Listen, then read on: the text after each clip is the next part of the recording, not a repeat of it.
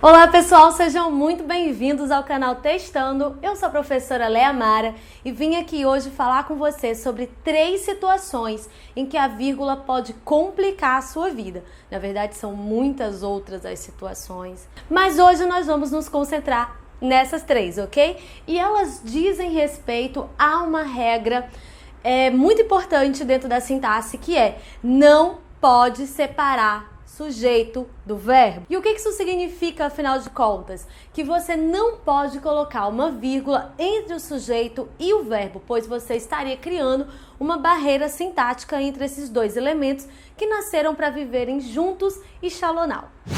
Geralmente, quem comete esse desvio de colocar a vírgula entre o sujeito e o verbo é porque não sabe fazer o reconhecimento do sujeito. Então, assim, gente, a dica mais simples para você reconhecer um sujeito é perguntando para o verbo, certo? Porque se eles dois se relacionam, é o verbo quem sabe do sujeito. Então, por exemplo, na oração, Ana comprou chocolate, o verbo é comprou. Eu vou lá e pergunto, quem comprou? Ana. Então, nesse caso, eu tenho ali a presença do sujeito. Vai haver orações em que você vai perguntar para o verbo e não haverá sujeito. É o caso das orações sem sujeito, isso é um caso para outra aula. Exceções à parte, essa é a regra que vai fazer com que você garanta que está encontrando o sujeito. Outras orações que você poderia perceber isso. Alice chamou João. Quem chamou? A Alice. Eu e Paulo estudamos para a prova. Quem estudou? Eu e Paulo. Depois da chuva, ela quis ir embora. Quem quis ir embora? Ela. Perceba que em todas essas orações que eu coloquei para você, eu vou ter a presença do sujeito, do verbo e às vezes um complemento. Vamos focar em sujeito e verbo. Então, nesse caso, se eu tenho o sujeito e o verbo e eu já identifiquei, eu sei que eu não vou poder colocar vírgula no meio deles dois. Beleza? Beleza. Qual é o problema? Porque aqui é fácil, né, gente? Quando chega lá na prova, tá como a questão? Geralmente, quando as frases estão assim, as pessoas não costumam errar. O problema acontece quando você tem sujeitos muito extensos ou termos, né, entre o sujeito e o verbo, que não é proibido, e também quando você tem um sujeito pós-posto ao verbo, ou seja, o sujeito vem depois do verbo. Geralmente aqui, nessa situação, começam a acontecer problemas. Então, observe esses 2 exemplos. Os rapazes do time de futebol do município vizinho já foram embora. Quem é o sujeito dessa oração? Os rapazes do time de futebol do município vizinho. Jesus Cristo. Pois é. Então, nesse caso, você vai ter um sujeito muito extenso e há uma grande possibilidade de alguém chegar e tacar uma vírgula aí antes desse foro. Por quê? Porque aprendeu que a vírgula serve pra gente colocar pra poder respirar, né? E aí falou sujeito muito extenso, precisa dar uma respirada, taca uma vírgula. Pelo amor de Deus, não, né? Então basta eu perguntar pro verbo quem foi embora? Os rapazes do time de futebol do município vizinho. Simples, sem vírgula. E no segundo exemplo a gente tem o sujeito pós-posto. Observe. Já começou a distribuição de figurinhas autocolantes do novo álbum do Batman. Quem é o sujeito dessa oração? Bom, primeira coisa, identifique o verbo. Quem é o verbo? Começou. Então eu vou até o verbo e pergunto, querido, o que começou? Responda você, a distribuição de figurinhas autocolantes. Esse daí é o nosso verbo, é o nosso sujeito, perdão. Esse é o nosso sujeito. Perceba que ele está depois do verbo. O que muitas vezes acontece?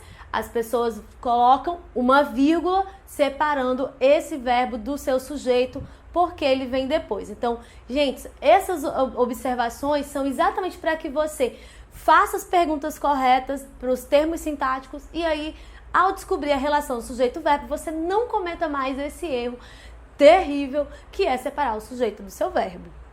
Já a segunda situação que você precisa ficar ligado é com o seguinte exemplo. Ana compre chocolate. Perceba que agora nessa oração você tem uma vírgula e ela está correta.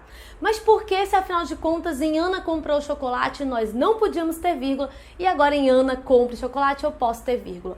Simples, porque Ana está exercendo duas funções totalmente diferentes nessas duas orações. Na primeira oração, Ana é sujeito. Como é que eu sei disso? Porque eu estou falando dela.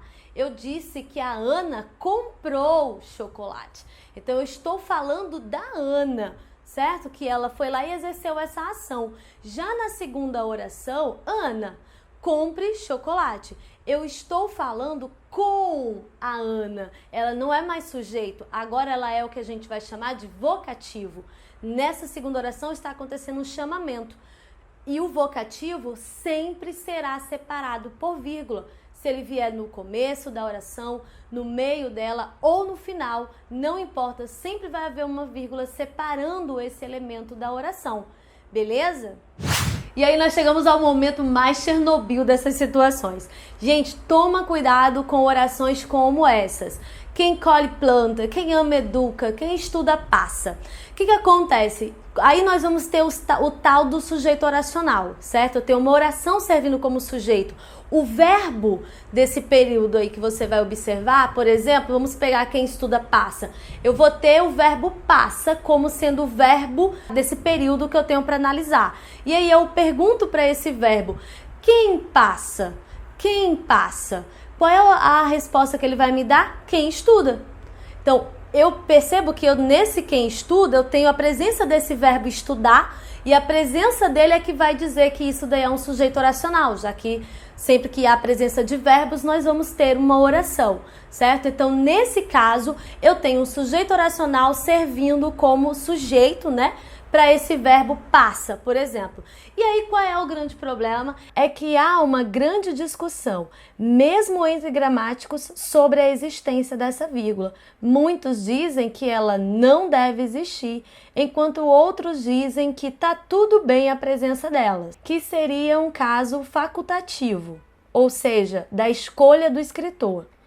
Eu, Léa Mara, ministro aula para vestibulares e concursos públicos, então eu prefiro passar para vocês a regra, e a regra continua sendo a mesma, não se separa sujeito do verbo, salvo as raras exceções em que há repetição, como em quem pode, pode, eu sigo a regra de não utilizar a vírgula entre sujeito oracional e o seu verbo. Quem estuda passa, sem vírgula. Quem ama educa, sem vírgula.